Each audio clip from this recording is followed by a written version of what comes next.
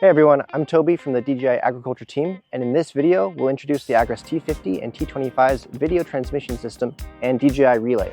Stable video transmission is crucial when it comes to flight safety.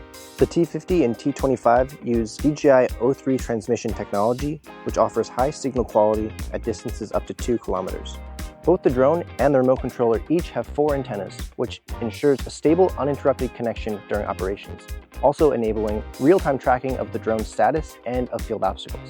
In situations where the drone may face significant signal interference, such as mountainous terrain, tall crop scenarios, or orchard and forestry applications, a DJI Relay can be used. By positioning the DJI Relay at the highest points within the operational area, it can effectively resolve any signal blockage issues between the drone and the remote controller. The DJI Relay is IP55 waterproof and supports an external USB power supply. For areas where it will be frequently used, the DJI Relay can be permanently installed, so there's no need for frequent redeployments for future operations. To show you how it works, we'll set up a DJI Relay and test our signal stability. We'll use a T50 for this demo.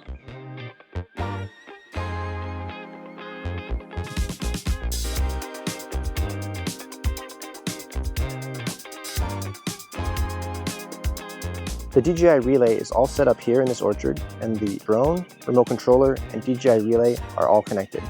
Let's fly to the far side of the orchard and check the video transmission connection. We can see the video transmission is still stable and connected, even though there are many trees and obstacles between the drone and the remote controller. The video coming through is smooth and clear. We hope this introduction to the Agras T50's transmission system and DJI Relay has been helpful. If you want more videos like this, make sure to like and subscribe. Thanks for watching.